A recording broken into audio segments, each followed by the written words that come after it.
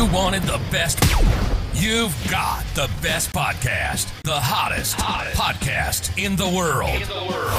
The Chris Voss Show, the preeminent podcast with guests so smart you may experience serious brain bleed. The CEOs, authors, thought leaders, visionaries, and motivators.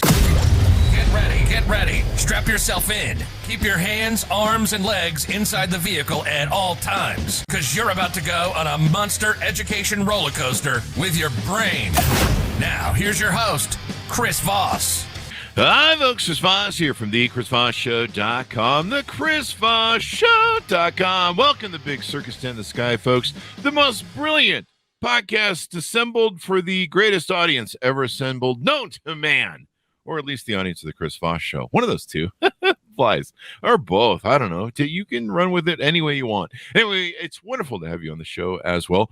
Check out our recent releases. We recently interviewed another billionaire on the show, and also our coverage of South by Southwest event. We just published those over the weekend, South by Southwest 2023, and check out some of the amazing entrepreneurs and innovations we reviewed there.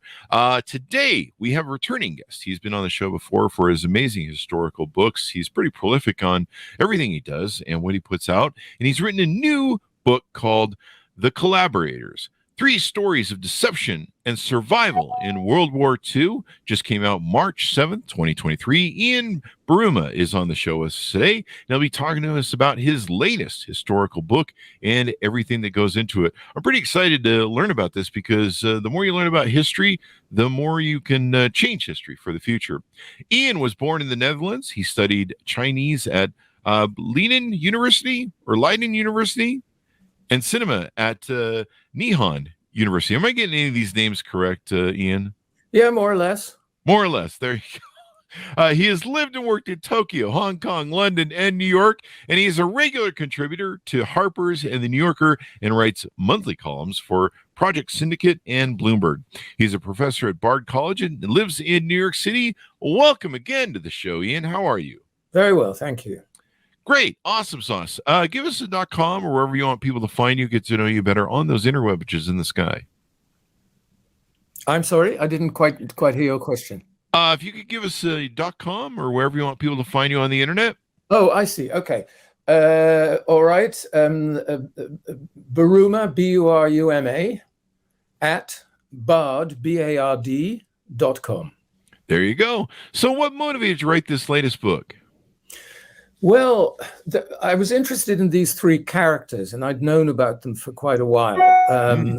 They're fairly well known in different parts of the world. And I've also been interested in the idea of collaborators and collaboration with bad governments or countries under occupation. I was born in December 1951 in the Netherlands, as you mentioned. And Holland had been occupied by Nazi Germany during the war. And so I grew up very much in the shadow of that war. Mm-hmm. And when I grew up, the myths were that, every teacher at school had been a brave resistor and so on. And we knew that we couldn't go buy candy in a certain store because the woman who owned it had a German boyfriend. So the distinction between good and bad was very clear. And later, we realized that things were not quite so clear-cut. And I find it, in some ways, more interesting to figure out why people fall for the temptation of collaborating, doing something bad, than to be a hero. There you go. And, we had you on the show for, I think it was the Churchill Complex. That's correct. Your book. And you've written a lot of books about history. How many books do you have in your library so people can I have no idea. I've never counted them. There are quite a lot. I couldn't count them either. Many. So.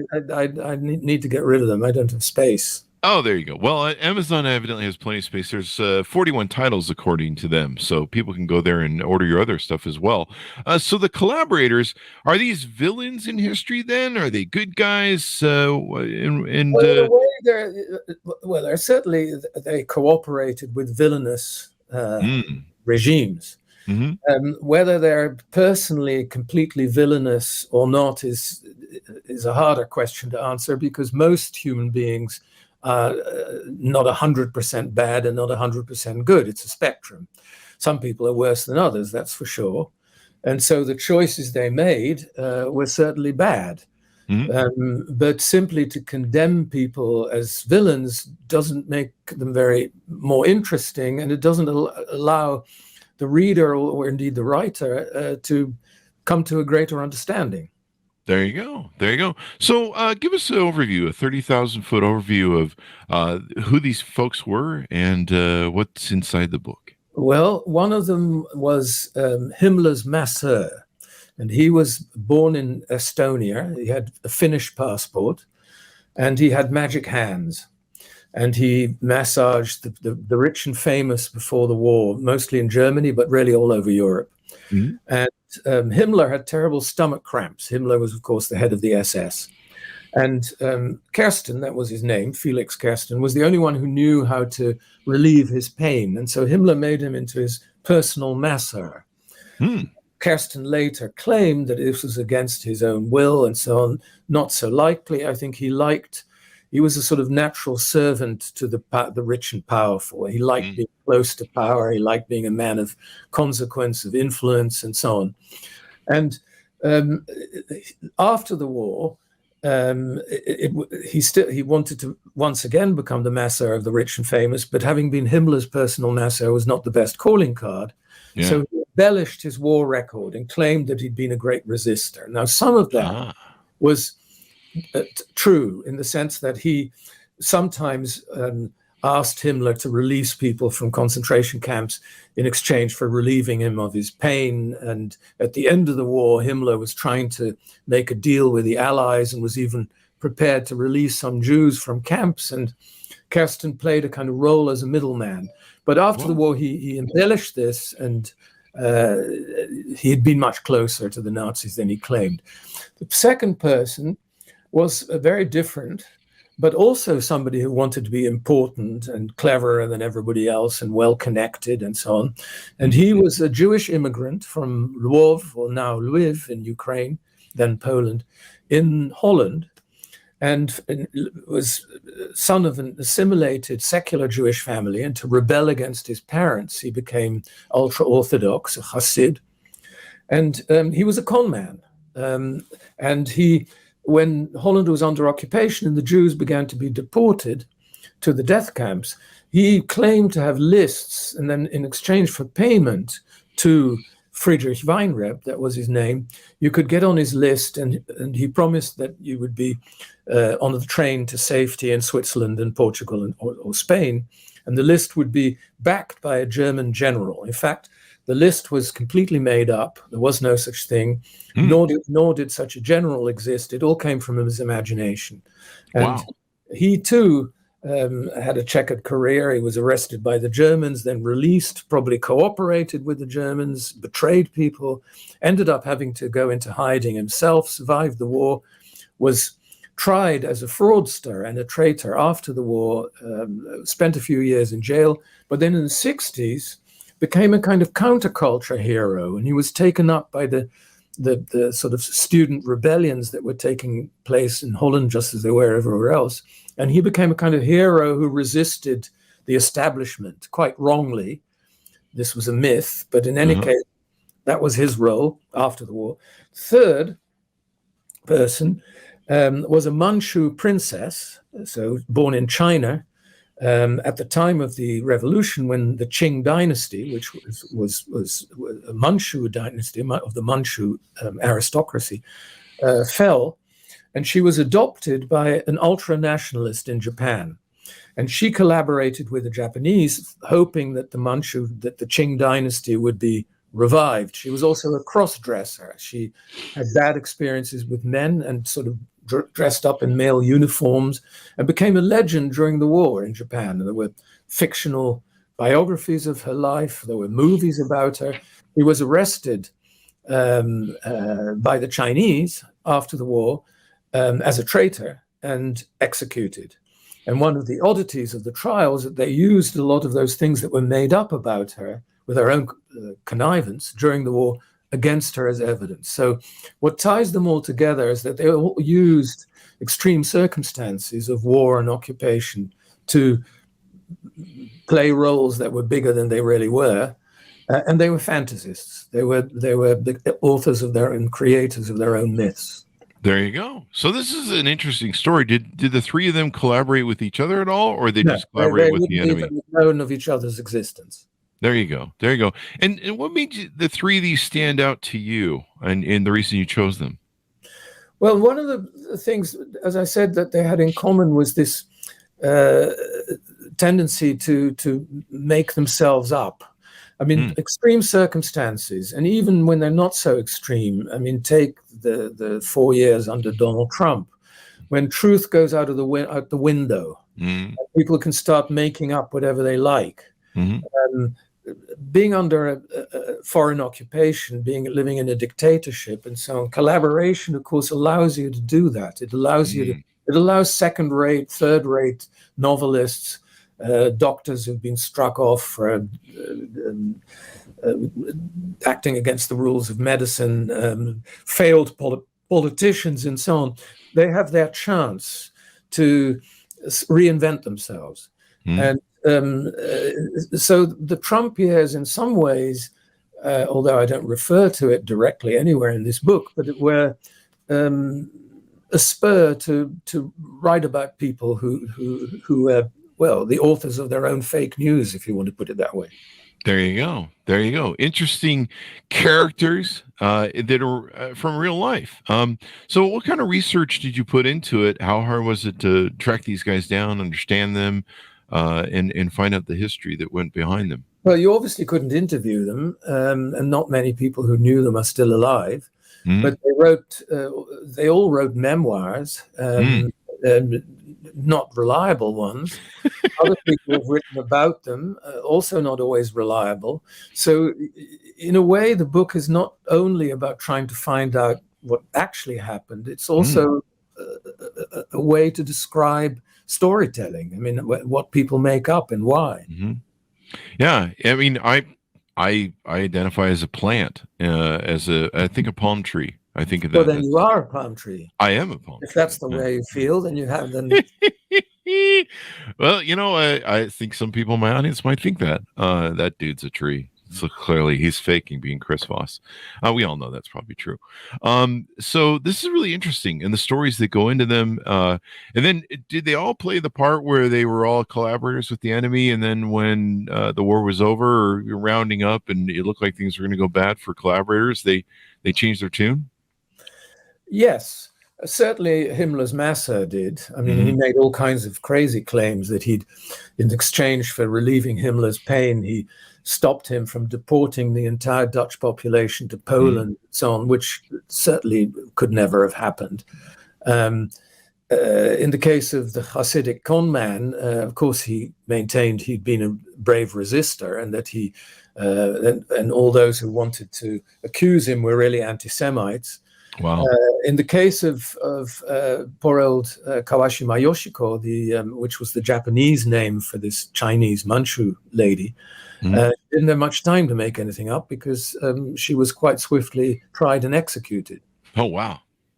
There you go. They didn't take anything out of that. The story of the Jewish gentleman is interesting, because he cost people, well, I guess they all cost people lives when it came down to it, correct? Hard to tell about all of them. I mean, the Masseur itself was not responsible for anybody dying. I mean, he was responsible for making the life of a mass murderer more comfortable. But you can't really say that he actually was responsible for the murder of anybody. Weinreb, the Hasidic con man, certainly was. I mean, he did betray a number of people. We'll probably never know quite how many who ended up in death camps and dying. The case of Kawashima Yoshiko, again, it's so hard to separate myth from reality. You can never quite be sure. But she did play a role in military operations and spying and so on for the Japanese in China, that she probably did have some blood on her hands. But how much her hands were covered in blood is hard to tell. There you go. Did any of this involve money, or was it just it was ascension to want to be around power? And it did involve money. It certainly involved power. Weinreb, the fraudster, took money, of course, from people to be on those imaginary lists and made quite a lot of money out of it. Himmler's Master, Kersten, was certainly well paid. I don't think there was a huge amount of money. I mean, Kawashima Yoshiko certainly took money from Japanese military officers and so on, but I don't think she enriched herself. She lived comfortably. But money probably wasn't the main objective of any of these three. I think they wanted to be, they were insecure people who were all children of collapsing empires, who were not entirely sure where they belonged, and wanted to be important, wanted to be near power, wanted to play a role on the big stage. And I think that was probably more important to them than simply getting money. If money were the only objective, it would have been much less interesting as a study of character. Would you frame them as narcissists? Yes. In their chase for the thing? So yes. I think all self-invented characters who make up stories about themselves and so on are narcissists. Absolutely. Yeah, they have to create that facade of ego and success and everything else. So did they come from broken childhoods? Did you find there was any sort of instigator in their upbringing? Kawashima Yoshiko, the Manchu, certainly came from a broken childhood. I mean, her father more or less gave her up for adoption to this ultra-nationalist man in Japan. She was probably abused by her stepfather and also by had unpleasant experiences with other men, which may have been one of the reasons she decided she was going to be the Oriental, as she put it, the Oriental Joan of Arc and dress up as a man and so on and so forth. So she certainly had a very unfortunate childhood. I'm not sure in the case of the Maser, his childhood accounted for anything he later did. There you go. So it's interesting you picked these three people out of history. And what do you hope readers come away from when they read the book and learn about these three individuals? Well, I'm not the kind of writer who writes a book to give people one message or a takeaway or something like that. There are various things you try and achieve, or you hope that the reader gets out of them. One is they're good stories. Yeah. You learn something about these characters and therefore about human nature. And at the same time, you learn something about the history they lived through. So I think all those things, and also the dangers of letting go of the idea that truth matters. I think if there's anything that I try to stress, it's that truth does matter, that it's not relative, that you can't just make things up unless you're doing it deliberately as a work of art. I mean, that's another thing, of course. Sure. Yeah, you're just making art at that point. Do you see parallels between their stories and the villainous aspect and narcissism and sometimes evil with, like, for example, what's going on today with the Ukraine war? I mean, we have one man who's decided to just muck up the whole world because he's either delusional or cancer-ridden or health-ridden or at the end of his days, and he's decided to go out with a bang. Do you see any parallels between that and what we can learn from history? Yeah, I see various parallels. One is the how difficult how many gray areas there are when it comes to collaboration. I remember a piece, I think in the New Yorker not so long ago, which was fascinating, about collaboration in Ukraine. And so you have a town in the Ukraine that gets taken over by the Russian army, and then there are people who decide it's necessary to collaborate with the Russians in order to feed people, for example, and they're not necessarily because they're on the Russian side at all, but people still need to be fed. Life goes on. Survival. Ukrainians take the town back, and these people are then often arrested as wicked collaborators. Well, there it becomes very complicated. So I think there is a parallel there. The other parallel, the other thing that I think plays a role in it, without exaggerating comparisons, Again, I think one of the aspects of the Trump years, and I'm not comparing Trump to Hitler or saying it was a dictatorship or that they were Nazis or anything of that sort, far from it. But one of the things you did see is that all kinds of weirdos and third-raters and embittered failures and so on suddenly saw their main chance and started and took up rather senior positions in the American government, where, I mean, they wouldn't have had a chance under more normal circumstances. So there is a parallel there too.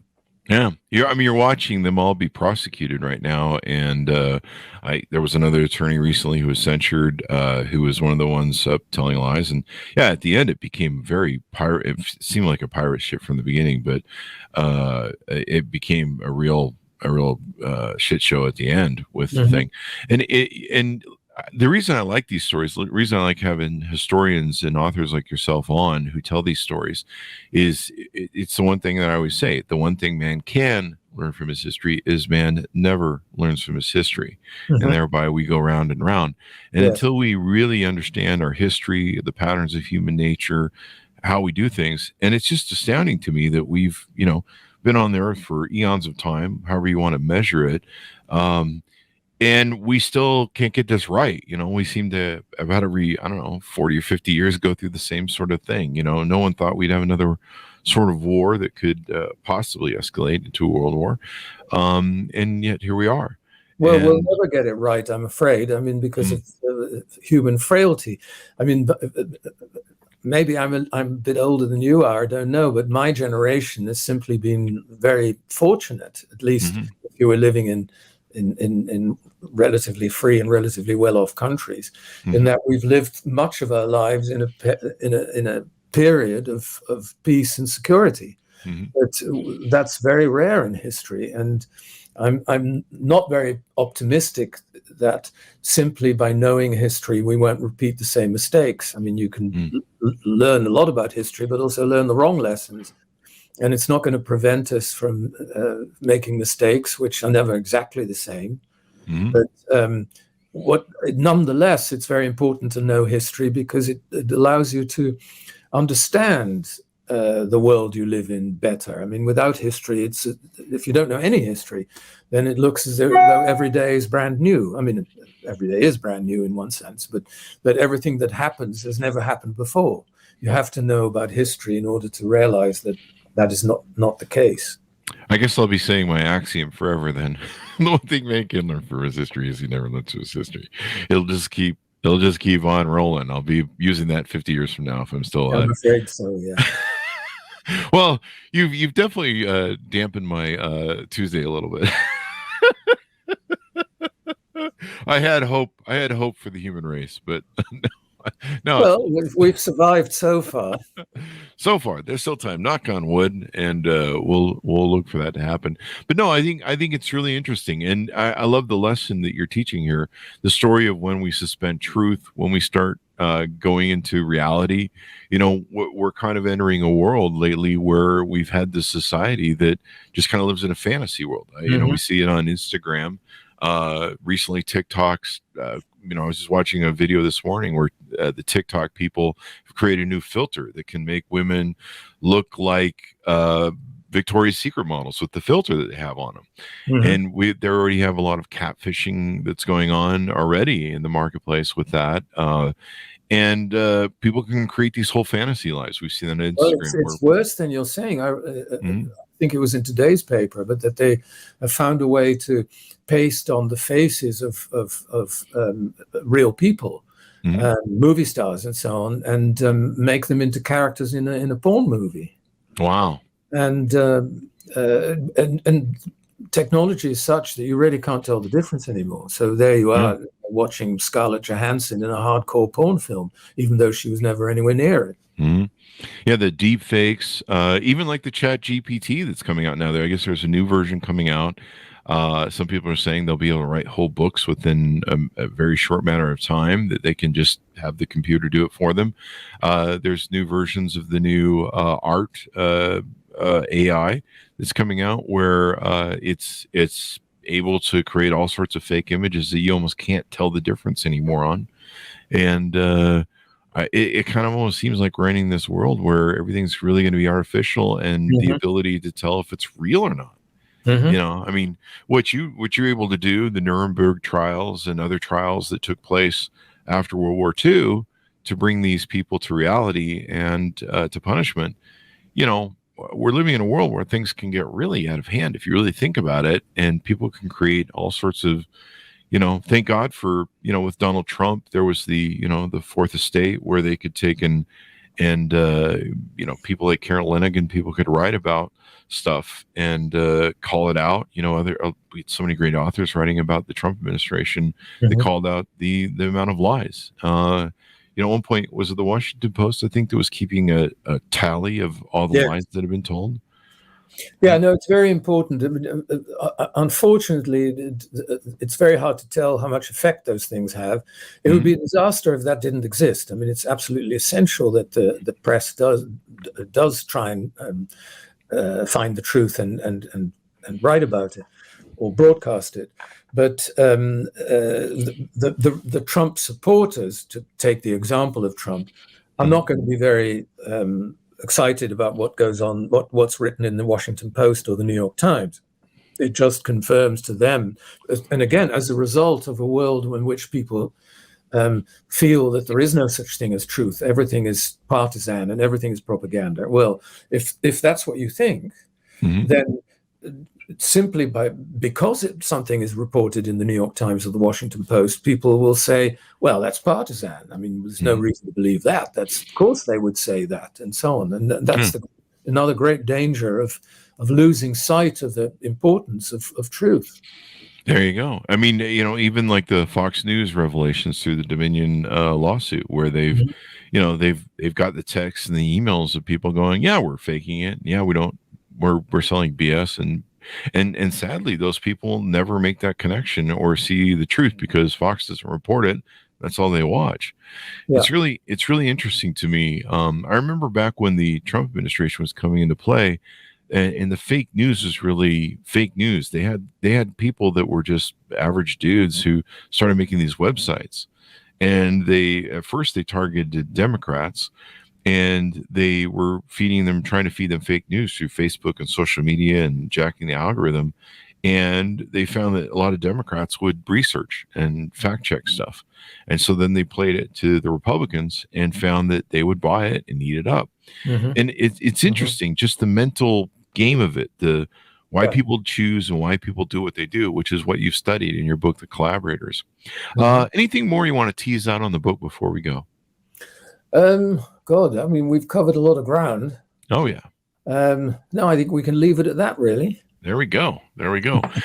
So it's been wonderful to have you on the show, Ian, and see you again. I'm glad you're doing well, and we'll look forward to the next 41 books that you'll Thanks very much. It's not 41. I think you're exaggerating. But, I'm taking that off Amazon, so there may be some revision. I think it's more like 14, I think. But is it 14? Well, not 41, that's for sure. But I'm taking that from Amazon, so maybe they bent the truth, those Amazon people over there. But I think those are for like revisions and maybe putting out in other languages or something like that. And it may be counting like the Kindles and the audiobooks. That may be what it's doing. In that case, maybe, yeah. Yeah, that's most likely what it's doing. So, but I tried to pump you up and give you that sort of. Well, thank you. So, but thank you for being on the show. We really appreciate it. Not at all. It was a pleasure. There you go. And thanks, Amonis, for tuning in. Be sure to pick it up wherever fine books are sold. But remember, stay out of those alleyway bookstores. They're kind of dangerous, and you might need a tetanus shot if you go into some of those alleyways and check it out. Order of the book wherever fine books are sold. The book is called The Collaborators, 3 Stories of Deception and Survival in World War II. Came out March 7th, 2023. And we certainly appreciate you guys being here. Thanks for tuning in. Be good to each other. Stay safe, and we'll see you next time. And that should have us out.